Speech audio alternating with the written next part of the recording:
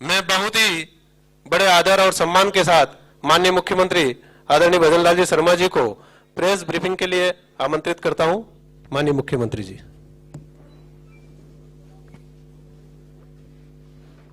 सभी को नमस्कार। आज की इस प्रेस में माननीय हमारे प्रदेश के अध्यक्ष सम्मानीय मदन राठौड़ जी, कैबिनेट में मेरे साथी उप मुख्यमंत्री प्रेमचंद बैरवा जी, हमारे मीडिया के संयोजक भाई वशिष्ठ जी, पिंकेश जी, सभी मेरे पत्रकार भाई और बहनों, आपने देखा होगा एक विषय है जिसमें चाहे दिल्ली में विपक्ष हो चाहे राजस्थान में विपक्ष हो, जो विपक्ष की भूमिका उनको निभानी चाहिए, विपक्ष उस भूमिका को नहीं निभा पा रहा है। और उन्होंने आज आपने देखा होगा जिस मुद्दे को लेकर के वो चल रहे हैं, यह मुद्दा तो आपको आजादी के बाद ही लेना चाहिए था, लेकिन आपने देखा होगा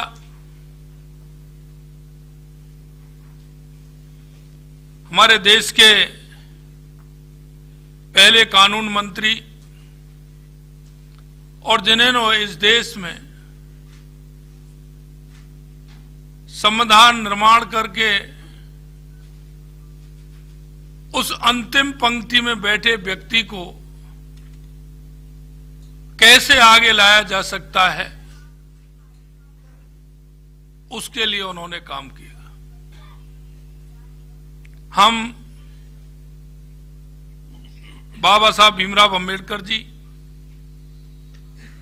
डॉक्टर श्यामा प्रसाद मुखर्जी जी और पंडित दीनदयाल उपाध्याय जी के अंत्योदय को लेकर के हमारी पार्टी और हमारी सरकार उसे लेकर के चलती है। और ये सारी बातें मैं आपको इसलिए कहना चाह रहा हूं कि 2014 के बाद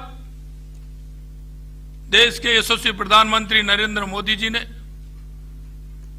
गरीब कल्याण की परिभाषा बदलने का काम किया है। आपने देखा होगा बाबा साहब के विजन को लेकर के हमेशा हम पार्टी के अंदर या केंद्र में हो या किसी प्रदेश में हो, हमारी सरकारें बाबा साहब के अंत्योदय को लेकर के चलती है।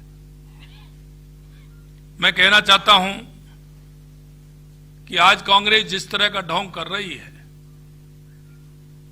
मैं कहना चाहता हूं कि कांग्रेस ने बाबा साहब को कितना अपमानित किया, उनका मजाक उड़ाया। उन्होंने कानून मंत्री पद से इस्तीफा दिया, इस्तीफा दिया नहीं, इस्तीफा लिया गया था। मैं कांग्रेस के उन लोगों से कहना चाहता हूं कि जरा वो बाबा साहब के उस इस्तीफे की कॉपी प्रेषित करें। बाबा साहब ने उसमें क्या लिखा, उनकी पीड़ा क्या थी,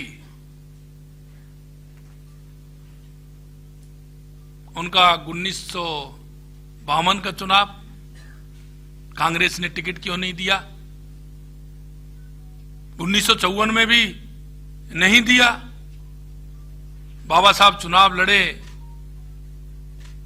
तो उनका विरोध किया। देश की जनता इन सवालों का जवाब चाहती है। और आपने देखा होगा कि उन्होंने नेहरू, इंदिरा, संजय गांधी, राजीव गांधी के इस देश के अंदर कितने स्मारक, कितने उनके नाम से योजनाएं जिन्होंने इस देश को संविधान दिया, इस देश के उत्थान की बात की, आपने उनको क्या दिया, ये जरा अपने गलेभान में झांक करके देखिए। मैं आपके माध्यम से कहना चाहता हूं, मंत्री पद से जो बाबा साहब ने इस्तीफा देने को मजबूर किया, इस्तीफे के बाद सदन में बोलने तक नहीं दिया, क्योंकि सदन सबका है, लेकिन बाबा साहब को बोलने नहीं दिया। मैं कहना चाहता हूं कि उनका जो इस्तीफा था उसको जरा बताएं। बाबा साहब अम्बेडकरी कैबिनेट में ना रहने की खुशी भी जाहिर की थी, जरा वो पत्र तो लोगों को दिखाएं जो नेहरू जी ने एडविना माउंटबेटन को पत्र लिख करके कहा था। भाई ऐसी कौन सी खुशी आपको हुई जो आपने खुशी का इजहार किया? जैसा मैंने कहा 1952 1954 में उपचुनाव में हराया,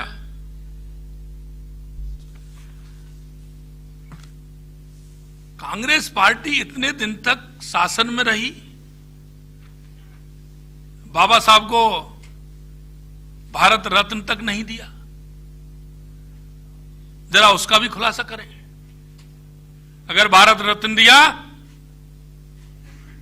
तो हमारे पूर्व प्रधानमंत्री अटल बिहारी वाजपेयी जी इस सरकार में शामिल थे और माननीय अटल बिहारी वाजपेयी जी ने बाबा साहब को भारत रत्न दिलाने का काम किया।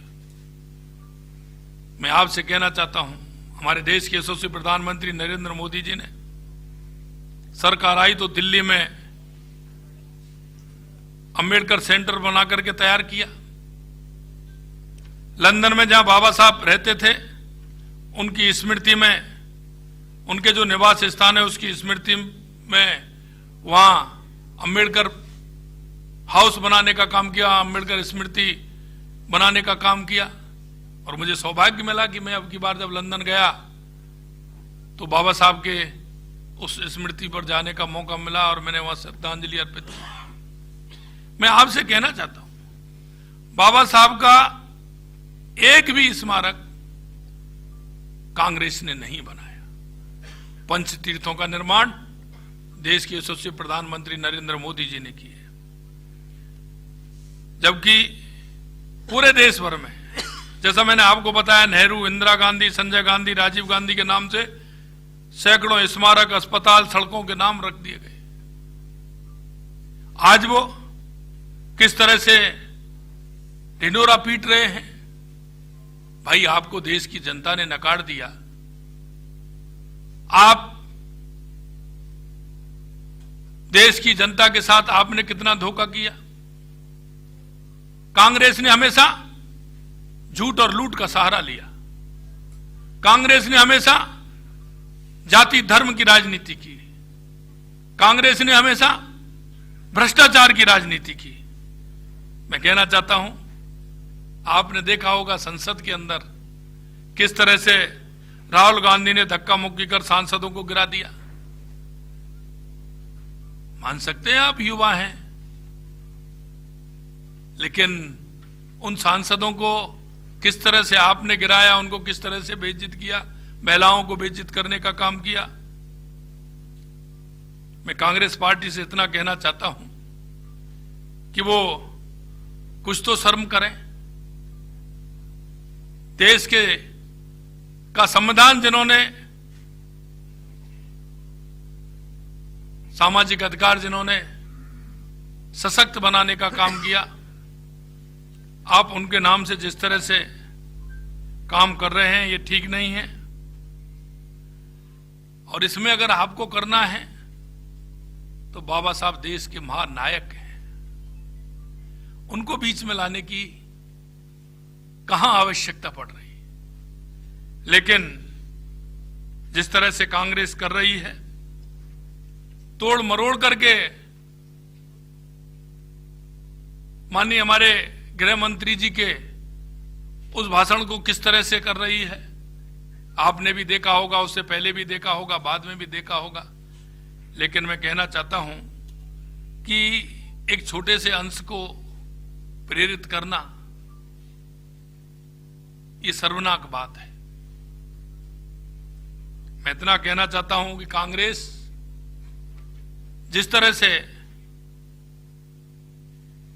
क्योंकि उसके पास कोई मुद्दा नहीं है, कांग्रेस ने कभी देश के विकास की बात नहीं की, अंतिम पंक्ति में खड़े व्यक्ति की बात नहीं की। कांग्रेस हमेशा बात करती है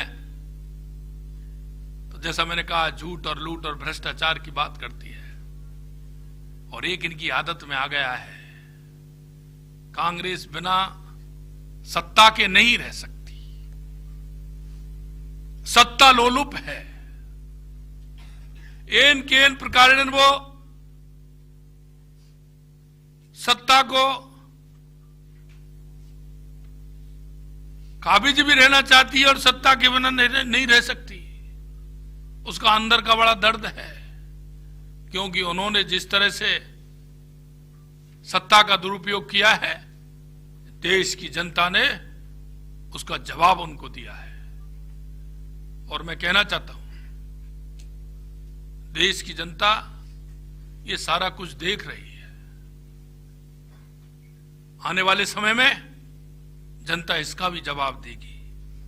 मैं आपके माध्यम से यही कहना चाहता हूं कि बाबा साहब भीमराव अम्बेडकर जी जैसे महापुरुष को इस तरह से आप जो राजनीतिक के उसमें ला रहे हैं, ये ठीक नहीं है। बाबा साहब हमारे सर्वोच्च हैं, वो हमारे नायक हैं, कहूं तो महानायक हैं। बाबा साहब ने इस राष्ट्र को दिशा देने का काम किया है, हमारे सामाजिक का जिस तरह से उन्होंने हर व्यक्ति को आगे लाने का काम किया है, निश्चित रूप से मैं उनको नमन करता हूं।